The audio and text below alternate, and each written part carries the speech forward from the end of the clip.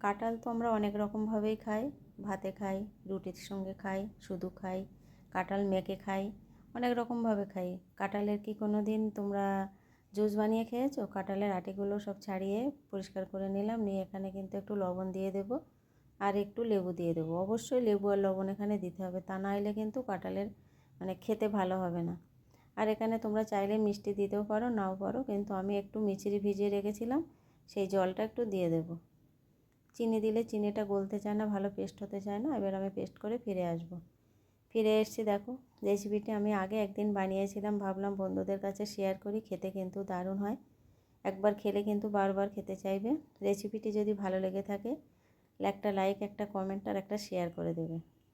একবার হলো বানিয়ে খেয়ে দেখবে, বারবার খেতে চাইবে, আর খেতে খুব সুন্দর লাগে। আর এখানে তোমরা যদি বরফ দিতে চাও বরফ দিতে পারো, আমি বরফ দেয়নি।